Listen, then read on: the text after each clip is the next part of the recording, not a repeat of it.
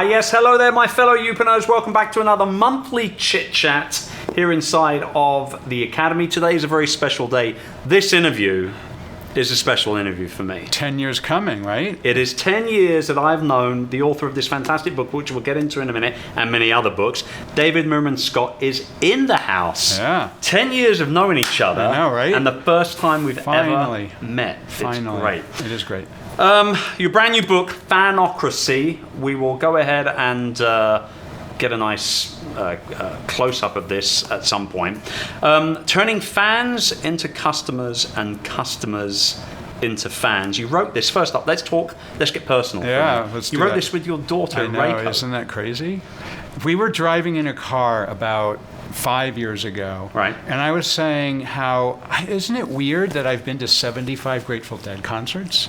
And she's like, isn't it weird that I've not only read every Potter book multiple times, seen every Harry Potter movie multiple times, traveled to the UK to go to the studio tour, and Which is great, by the way. Have you done it yourself? I want to you do have it. to do it. I want to do it. And she tells me I wrote an 85,000-word alternative ending to the Harry Potter series where Draco Malfoy is a spy for the Order of the Phoenix. Put it on a fan fiction site. It's been downloaded thousands of times and commented on hundreds of times. We decided we're both huge geeks about the things that we love. Right. And so I was like thinking, wow, maybe there's a book here. So I kept asking her questions about, well, what would a millennial think about this? What would a woman think about this? What would a Harry Potter geek think about this? And then finally, I'm like, don't be an idiot. Have her be a part of your book. Right. So we decided to write and research together. And our thesis going into this was that fandom is not just for entertainers. Right. Fandom is for any business at all. Yep. And it turns out that's exactly what we discovered. Fandom is for every kind of business. So what was the... before we get into the content of the book and sort of the overwhelming message of it, what was it like after all the other... How many books have you done before this? I've done 11. This is my 11th book. Good I know. Lord. This is my best. There's no question about it. My other books have done really well. Like yes. the one that you and I have talked about a number of times, The New Rules of Marketing and PR, that one's 400,000 copies in English and it's in 29 other languages. But this one I believe to be my best book. Good. Well, and you get to write it with your daughter, which is just an added benefit. Crazy. What was it like then after 11 books on your own? Yeah. Finally writing it, and forget about the daughter thing, just writing it with another person. Writing it with another person's an interesting concept because you have to really trust one another. Right. And so that's the first thing. And then that was hard with a father-daughter relationship because we went into it, we started the research, he was 21. And so we went into it that in a hierarchy, I was the boss. Right. And Isn't that what a dad should do anyway? But we quickly realized that wasn't the best way to write a book. We had to be equals. Okay. So I had to back off in many ways and see what she thought was the best thing to do. The other thing that we did, we started the book writing it as one voice. Okay. Sort of a neutral in between the two of us voice, Yeah. and it just wasn't working. No. So we ended up writing individual chapters, and we name who wrote each chapter. Yeah, so it's like chapter 3 by David, chapter 4 by Reiko, that kind of thing. And it was really fun because, number one, she's a way better writer than me. I can see. Here we go. Chapter 1 by David and so the first chapter and the last chapter we wrote together, but all the other chapters are one or the other. And so she just brought way more to the project than just a daughter. You know, she's like really, really clever. She's a neuroscience graduate from Columbia University. She came at it from the perspective of a neuroscientist. She's in medical school now. She's about to graduate in May. And she came at it from the perspective of a millennial woman. So it's all these things I don't have. I don't have a science background.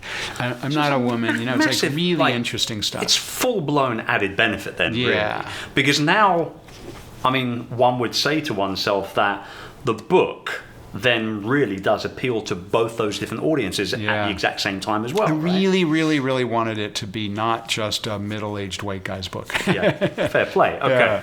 Yeah. So, I mean, like, the concept of fandom for me is, like, definitely things like music. Yes. for me personally, my favorite artist of all time is Ray Charles. Yeah, right? Interesting. So, well, the funny thing is, growing up, my father had a huge vinyl collection, hundreds and hundreds and hundreds of records. Do you still have them? Some of them, not all of them. Some of them. And on my father's side, it was always, it was ELO, ABBA, right. Elton John, Clapton, Queen, Yeah. all those guys. My Classics. mum's, which was very strange, is a white girl from Dublin, Ireland. Nothing but black music. Oh, interesting. So it was all little Stevie Wonder. Yeah. It was, Diana Ross. It was Aretha, Ray, James Brown, all those guys. So I grew up with these influences. Two different influences. And music is a big, big part of my life still to this day now, as I know it is for you as well. Absolutely. Maybe slightly different choices. Yeah. But my dad used to say to me, and at the time I dismissed this, when he said it, I dismissed it so many times. And now he's no longer with us. I think about this one thing that he would say over and over and over again. And it actually gets deeper and deeper almost every time I say it to somebody. And it's, when you play a record, you're creating the soundtrack for your own life. That's true, yeah. That's true. Every time you play a record, it happens, true. right? That's so true. music Very is true. big. Very true. Yeah, music is big. Feel free to use it in the follow-up. That's good. Chris says. Yeah. Or Chris's dad says. Chris's dad, that's right. So music is big. Movies are big. Sports are big.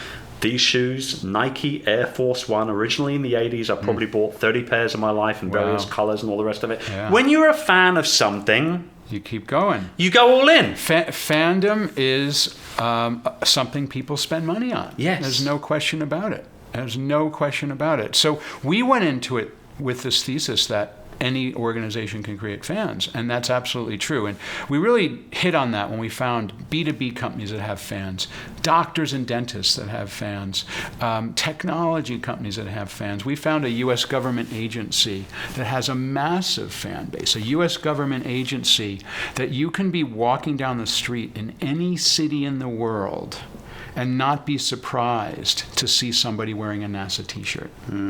And they've got 50 million fans, 50 million followers on Instagram. And I had a chance to speak with the head of NASA, Jim Bridenstine, who runs the whole operation.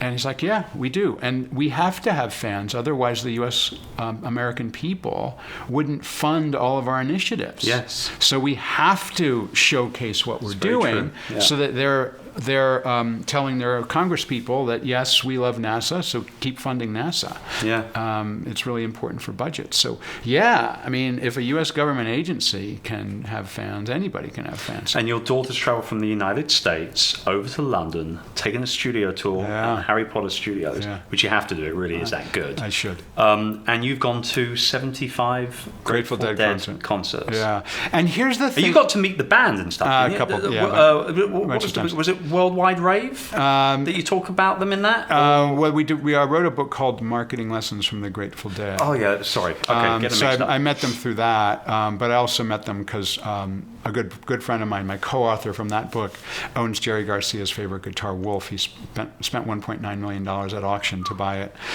Because he's a fan. And because he's a fan, yeah. Exactly. So fandom, people spend money on their fandoms. And so what we wanted to find out is what's going on at the core. Yeah. What's going on in our brains when we become fans of something. Yeah. And it turns out that all humans are hardwired. It goes back tens of thousands of years, hardwired to want to be part of a tribe of people. Because when we're part of our tribe of people, we're safe, we're comfortable, yes, we're supported. Yes. But when we're not part of our tribe, we can feel vulnerable. And so that's at the essence of fandom. Because when I'm at a Grateful Dead concert, I can turn to anybody there and I can have an instant conversation, an instant bond as if we've known each other for years. Yeah. Because we're part of the same tribe. Yeah. And with Reiko, if she goes to something related to Harry Potter, same thing. If she goes to Comic-Con every year, so because she gets dressed up, she's with her tribe of people. Okay. And so that's something that transcends all different kinds of businesses, because if you can create a tribe, which you've done, right? You've got a tribe of people. Yeah. And when your tribe is together, then they feel safe. It's like there's nothing better. There's nothing better. They feel safe and comfortable. Yeah. And so it turns out that actually this is kind of predictable, because if you first say yes when you're with your tribe, that's important. Yes, when you're part of a tribe, that becomes fandom, and then fandom becomes part of a business. But it's actually, you can identify, there's a neuroscientist named Edward T. Hall who identified different levels of fandom. Different levels of proximity. So if you're within, if you're further than 12 feet away, that's called public space. And in public space, our brains don't track people. We know they're there, but we don't track them subconsciously. Right. Once they get within 12 feet, and from 12 feet to about 4 feet is called social space. And inside of social space, we track those people. We're looking at them, taking them in. We need to know, right, are these people part of our tribe? Are they friends? Right. Or are they not part of my tribe, so they are a potential enemy? Right. And inside of 4 feet is called personal space. That's where the most powerful human emotions happen, human connections happen. So we're 4 feet away right now. Cocktail party distance. Right. And so, so when you walk into a crowded room, let's say it's a party, you're instantly scanning that room to see who do you know there. And when you find someone that you know, you beeline it to them, and it's a great conversation. You're part of your tribe. Right. You get into a crowded lift, elevator. You're in a situation where you're always uncomfortable because your ancient brain tells you, I'm not part of my tribe, and intellectually you know you're safe. It's in an elevator, but your brain tells you you're now close to people who are not part of your tribe, and you get nervous about it. But interestingly, if you're wearing a badge from a conference that you're at, and everyone else in the elevator has the badge from the conference, you're okay with that. Totally. Because you've self-identified as being part of the same tribe. Absolutely. So businesses should be thinking about how they can develop this concept of tribe, and how you can develop literally getting people within close proximity to one another. How can you get your customers in close proximity with you and your employees? How can you get your customers in close proximity with other customers to build a tribe? So can you create a conference? Can you do events? Can you do an old-fashioned lunch with a client? Yeah. These are really, really important because you build that human connection. Okay, so let's dive deep into this a little bit then, or as deep as we can do. From a youpreneur perspective, somebody building a business based around their expertise, their personality, obviously, that's ripe for this kind of thing. Yes. But I think, and here's my take on this, is that here we are in 2020 and beyond, and we have never been more connected as a human race because of social and everything else. Yet, I feel like we've never been as disconnected as a human race as well, because we're all like this most of the time. Yeah. How can we as youpreneurs, how can we make the connections that we need to make, tell the stories that we need to tell in order to turn fans into customers and customers into fans? Yeah, so in the online world, there's something that's really interesting, and I know that you talk about this sometimes, but maybe you don't talk about it in quite this level of detail. What we're doing right now, creating videos, actually you can identify what we're doing right now, creating a video, as being something that's focused on the same idea of fandom, about proximity, because it turns out there's another part of our brain called the mirror neurons.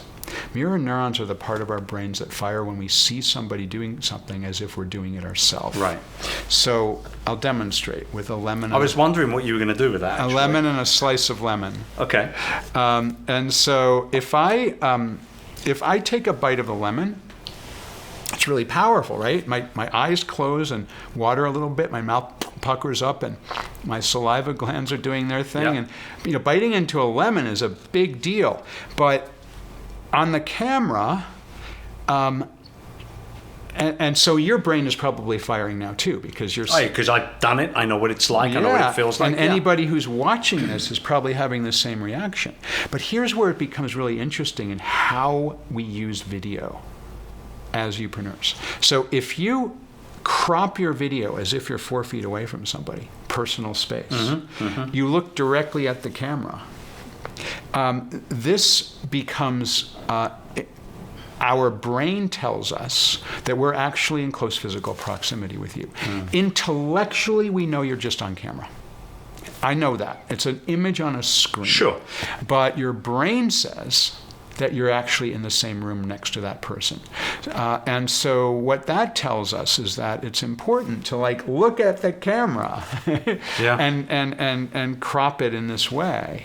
And this is what maybe in sales, photographs are the same thing. Right, in terms of zooming in close-ups and things like that. And even things like selfies are the humble selfie is actually explained with this concept of mirror neurons, because you selfies are 4 feet away by definition. It's how long your arms are roughly. You're looking directly at the camera. It's casual. You're smiling typically. Sometimes there's more than one person in the picture. And that's a really powerful thing. Yeah. So I think what you described is true. I think that we're in a cold, polarized digital world in many ways. The social networks themselves are optimized towards profit, not towards connecting with. It's pay to play now. It is. It really is. So here's what that means. What that means is, can we get physically closer, if you can, or virtually closer using mirror neurons in such a way that you're saying, yeah, I'm here. A real person. I care about you. That's why when you see sales videos and things like that, whenever there's that call to action there's an instant cut to the close-up. Yeah. Right? Like I was involved with the infomercial business for a while back, many moons ago. Script writing, audio, voiceover stuff, but wait, there's more and all that kind of stuff. But whenever we would shoot shows or shoot those infomercials, there's two types of infomercials. There's the 28-30 or the long form, and then there's the 2-minute spot. Yeah. The 2-minute spot is basically the CTA from the 28-30. Okay.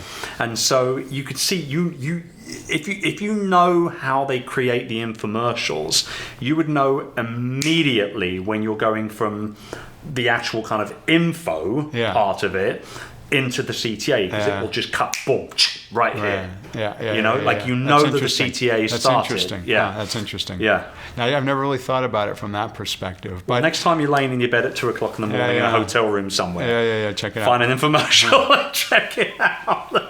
But I think that this is something that we can all do. Yeah. And it's something that can really help to create fans in our businesses, that focus. Getting real. How many of us use the jargon of our business? In the technology business, the flexible, scalable solution for improving business process kind of language, or the stock photographs of people kind of thing. That stuff doesn't work. Get rid of that stuff and focus on being real and being human and getting back to this true human connection. And I think that is where we are right now in 2020. It's that we're like kind of a little bit fed up with this superficial, polarized world, and we want the pendulum to swing back to a connection. And I think it is. I think it's starting to. It is going there. Yeah, I do. I think it's starting to. And I think people's BS antennas are way more sensitive today than they have been 10 years ago, 20 years ago. I think so too. Yeah, you can just tell. Yeah, I think so too. I think so too. And I'm actually really bullish about what's possible now, because for thousands of years humans did business in a personal way. Then there's this aberration. It's like 50-year aberration. First it was television commercials, and then it was social media, and I actually do think we're swinging back. And it's not that social media and online is going away. It's absolutely not. No. But people realize that you have to be real. And the connection, I think, like you say, when you can be at a concert, there's the tribe is there, the people that you've never met, but you've instantly got that connection because you know the tale of the band, you know what they've been through, you know what albums did the best, you know what songs you connected with the most. How can we get some of that though? Like those little, I guess, sort of kind of like you're niching down the experiences, right? So from our perspective, we could say from a speaking perspective, now you've been on huge Tony Robbins stages, right the way down to smaller kind of workshop type things through your career. Yeah. how do we create those little intimate experiences on those slightly larger scale situations? So what I've found, at least in the speaking world for my business on exactly what you describe, is I make a point to have an opportunity to say hello in person or connect on social media with every single person who reaches out. Right. And sometimes that can be hard. Like if I get off of a stage and there's 2,500 people in the audience, and I'll have 200 or 300 social messages, it might take 2 hours to respond to all of them. But I take that But you do time. it. So do I. And good for you. Yeah, right? you have to. You have to. And then if there's a line 30 people long who want to say hello or get a book autographed or take a selfie, and it's going to take you know it's going to take 45 minutes, because if you get a minute and a half to each person, that's 45 minutes. Yep. But you do it because those are your fans. Couldn't agree more. And I can't tell you. The other thing I do, again, speaking business, is I try to stay at an event through at least one meal or cocktail party event. So let's say I'm speaking at 11 o'clock in the morning, or let's say I'm speaking at 2 o'clock in the afternoon. If I'm speaking at 11 o'clock, I'll definitely stay for lunch. If I can, I'll stay through the cocktail hour and the dinner. If I'm speaking in the afternoon, I'll almost always stay through the dinner, and I'll go to it. I'll be present there. Yes. After I speak, and before I speak, no one knows who I am, but after I speak, and I make myself present. I'm there. I'm interacting. I randomly sit down at a table. I was at an event last week, and I spoke, and it was probably 800 people, so a reasonable sized event, and it was their gala dinner. Right. And it was a company, so it was their awards night. People who won the awards from the previous year. Right. So it was an exciting thing for them. It didn't mean anything to me. So No. I just randomly sat down. I went far away from the front of the room because I didn't want to sit at the official big boys table. Went way to the back. The little boys table. And I found a table of mostly women, and they were. I know where this is going. They were clearly not executives of the company. They were clearly, And as I said, "Oh my gosh, I can't believe you're sitting with us." I was going, "Yeah, this is where I want to sit. Let's chat. Let's going on?" Right. But I know most speakers that I know, they're already on the airplane. Yeah, I know. They're leaving. They're going home. Or they're going to the next event. One of the biggest... And I just really try hard to do that. Right. And I think over time that helps. It builds fans. It sells more books. Totally. It gets more people to know who I am. And they'll talk about it. And they'll remember it. Yes. And there's people who will come up to me 10 years later and said, I remember meeting you at such and such an event, and I was impressed that you stayed and we had a glass of wine together. I don't remember, but they remember. Yeah. And that's a big deal. Yeah, I was going to say one of the biggest compliments that I get as someone who runs his own conference in England every single November is that our speakers hang out. Yeah.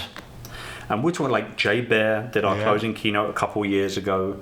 Last year, we have Phil Jones come in. This year, we've got Neen James coming. I'm like, all these people. Yeah. They're all amazing speakers. They're great speakers. And they're also very, very busy speakers. Yet they come in and they hang. Yeah. And it's a big deal. They even take some of our attendees out to dinner. I don't even know. And I'm like, what did you do last night? Oh, I hung out with Jay Baer. What? When did this happen? Yeah. So I love that. Yeah. I love that about. And here's the thing. And the speakers that you just named, I know all of them. They will do that. They will do. But there's a lot of speakers who don't. That won't. The vast majority don't. No.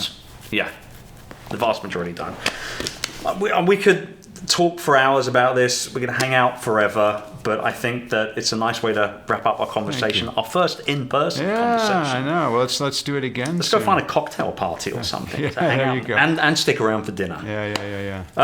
Fanocracy, everybody. David Meerman Scott. He's a legend. Go spend some time with him. Links to everything below the video. And we'll be back again next month for another chit chat. Thank you very much for tuning in. David, thank you, man. Thank you very much. See you soon, everyone.